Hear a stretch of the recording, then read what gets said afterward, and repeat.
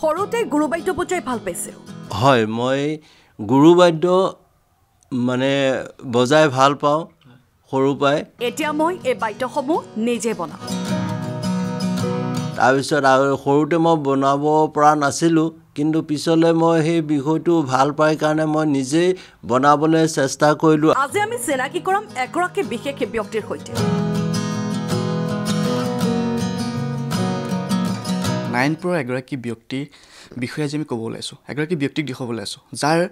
হাতত পৰশ পাই উঠে সুকুমা কলা লোক সংস্কৃতিৰ বিভিন্ন ধৰণৰ বাদ্যযন্ত্ৰ টোকাৰীয়ে হওক বা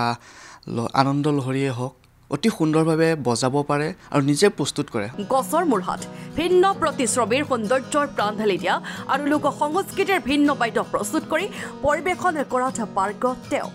মই সৰু পাই মই এই বিষয়টো ভাল পাওঁ কিন্তু সৰু অৱস্থাত হেদে কৰা নাছিলোঁ কিন্তু এতিয়া প্ৰায় 12 বছৰমানৰ পৰা ধৰি মই এই বিষয়টোৰ ওপৰত মানে কি মই বিশেষকৈ ধৰ্মীয় বিষয়টো ভাল পাওঁ এইকাৰণে ধৰ্মীয় বিষয়টোৰ লগত জড়িত ৰাখি যিখিনি কৰ্ম সেই কৰ্মখিনি কৰিবলৈ আগবাঢ়িছোঁ মই অকণমান এটা কলি গাব বিচাৰিছোঁ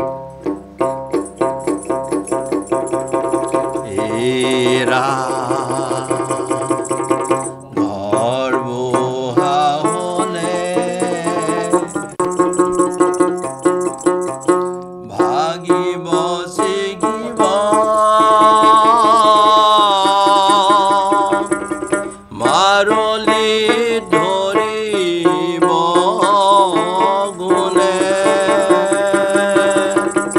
এইটো হ'ল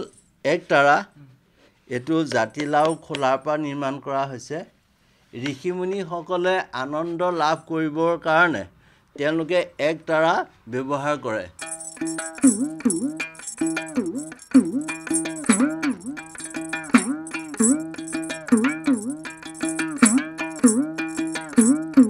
এই বাদ্যভাগ টুনটুনি বুলি কয় এটা টেমাত এডাল গুণা লগাই গীতৰ লগত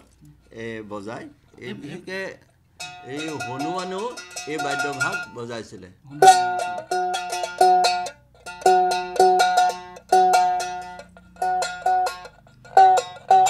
এটা হাতে এই টুনটুনি লৈছিলে এটা হাতে ৰামতাল লৈছিলে তেতিয়া এনেধৰণে হনুমানে বাদ্য বজাইছিলে আৰু এই ভাগ হ'ল বীণা পাৰ্বতীৰ বাদ্য পাৰ্বতীয়ে বীণা বজাইছিলে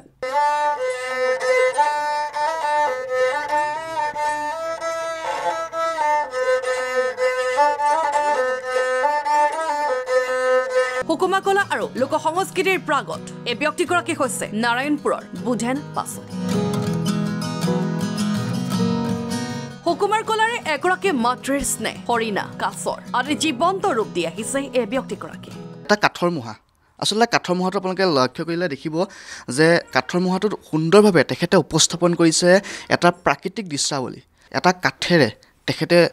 যি সুকুমাৰ কলা আছে সেই সুকুমাৰ কলাৰে উপস্থাপন কৰিছে এগৰাকী মাতৃয়ে নিজৰ সন্তানক দুগ্ধপান কৰাই থকা এক দৃশ্য সেই দৃশ্য অতি সুন্দৰভাৱে তেখেতে উপস্থাপন কৰিছে এটা কাছৰৰ সুন্দৰভাৱে তেখেতে নিৰ্মাণ কৰিছে কাঠেৰে তেখেতে উপস্থাপন কৰিছে এটা হৰিণা অতি সুন্দৰভাৱে হৰিণাৰ উপস্থাপন কৰিছে 12টা বছৰ ধৰি সুকুমা কলা সমান্তৰালভাৱে লোক সংস্কৃতি 16 বিধৰো অধিক বাদ্য নিজে প্ৰস্তুত কৰি পৰিয়ালক চলাই আহিছে ব্যক্তিগৰাকী এতিয়া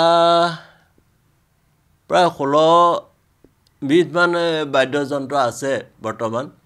হাতত হাৰমনিয়াম আছে আনন্দ লহৰী আছে একতাৰা আছে টুনটুনি আছে দতৰা আছে টোকাৰী আছে নেগেৰা আছে খোল আছে টকা মাটি টকা আছে হাত টকা আছে ৰেপনি আছে কুটুলি আছে তাৰপৰা মহৰ শিঙৰ পেঁপা আছে এই ইত্যাদি কৰি আছে আৰু ভালেমানখিনি আছে মই মনলৈ যি ভাৱনা আহে সেইমতেই বনাওঁ মই মুখাও বনাওঁ কিন্তু এতিয়া বৰ্তমান মোৰ হাতত মুখা নাই হয় মই গুৰু আসন সিংহাসন বনাওঁ গৰুণ্ডাসন বনাওঁ পদ্মাসন বনাওঁ মৌৰাসন বনাওঁ কৰণী বনাওঁ ইত্যাদি কৰি আৰু এই সাঁচিপতীয়া পুথি পঢ়া, তাৰ হাতো বনাওঁ, ঠগাও বনাওঁ, গছা ধূপদানি ইত্যাদি কৰি দেৱ কৰ্ম যিখিনি আছে প্ৰায়খিনি মই কৰোঁ। মই প্ৰভু ভগৱন্তৰ কৰ্ম কৰিছোঁ আৰু সেইমতে কৰ্ম কৰি সেই তাৰে যি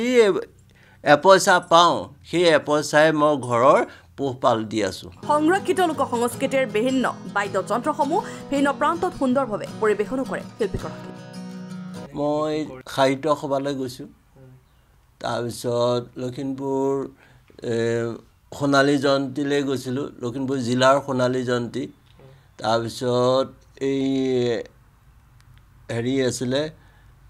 শিশু আই মাতৃ সমাৰোহ আছিলে ৰাজ্যিক ভিত্তিত, তেতিয়া তাতো গৈছোঁ।